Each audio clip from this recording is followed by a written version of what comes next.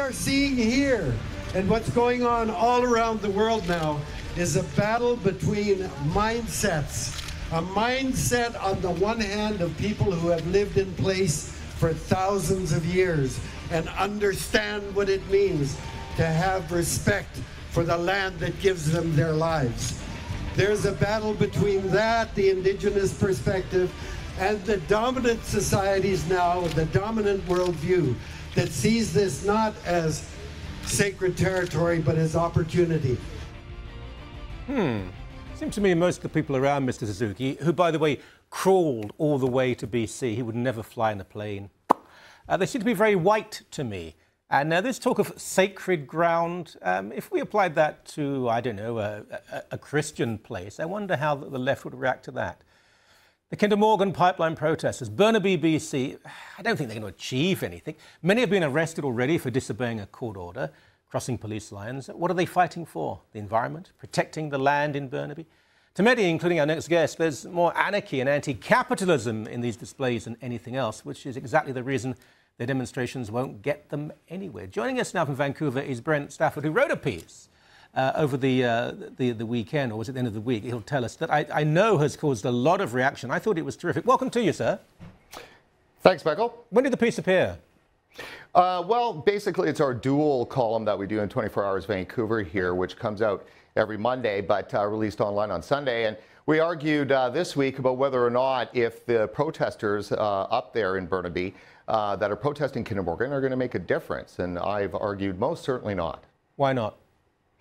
Well, fundamentally, their demands are unreasonable. They're not feasible. They're looking for Canadians to stop building new energy infrastructure, to stop maintaining existing infrastructure. And then, of course, we must shut down the tar sands. And as we know, there's no real tar there, so the term's pejorative.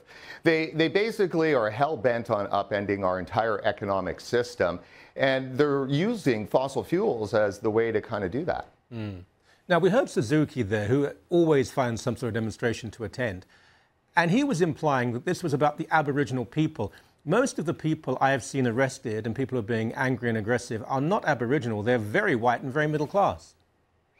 Yeah, I mean, it's like anything that you get at these kinds of protests. I'm sure it's similar across Canada, definitely probably a lot more hyper here in British Columbia. There's always a grab bag of issues in which people are protesting about. Usually it's First Nations, of course, and then you've got the people locally that are upset about potentially maybe some environmental damage. The key thing here is that there's this prevailing thought that there is a big bad American oil company that's coming in to install an environmentally dangerous pipeline here in our backyard, and they don't want that. But really, in my sense, in my argument here, though, is that it fundamentally, because they're actually going at the economic system and they're going at fossil fuels, and that's because fossil fuels are actually responsible for driving capitalism. If you look at it, carbon, of course, the Industrial Revolution was powered by coal. Then you have gasoline powered the 20th century. And then hopefully here in the 21st, it's going to be natural gas. So if you want to attack capital accumulation, growth, and everything that they find wrong with free market democratic capitalism, you go after fossil fuels and you do it like a dog on a bone. Well, David Suzuki had something else to say. He has quite a lot to say. And he delivered a very long, apparently emotional anecdote about his father making a really bad cabinet, but how he valued this cabinet and kept it in his house. Of course, Suzuki being the first person ever to keep something made by a parent that meant something emotional, the hubris of these people. But then what he said, I thought, was quite, well, it illustrated what is going on and what you wrote about. Let's see that clip now, please. I realize those are the things that make my property my home, and they are priceless. But on the market, they are worthless. And that's our problem. If we continue to look at the land and the world around us just in terms of dollars and cents, we are going to destroy the very things that make that land so precious to us, the very things that keep us alive and healthy. That's what this battle is about.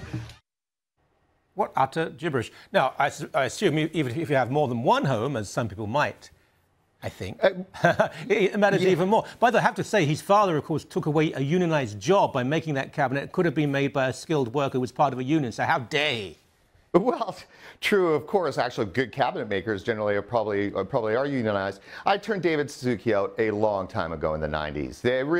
It is a market complaint that they have, and everything is about distribution. They miss the fact that democracy inherently is about individual freedom and property rights. And those property rights are rights for companies to be able to do things with property, rights of countries to be able to manage their natural resources. And the way they talk about democracy and rights, it's pretty much collective. I mean, they've done a pretty good job, I think, of co-opting the word democracy and pulling that into their left-wing agenda. Democracy, though, demands a respect for the rule of law and law and order and the decisions of a people who vote for a parliament or an assembly. Now, in this case, the police, who are, if you like, the vehicles, the weapons of the people, the democratic people, told the demonstrators not to do certain things, and they said to the police, you can go to hell. They didn't care. It seems to me they're very anti-democratic.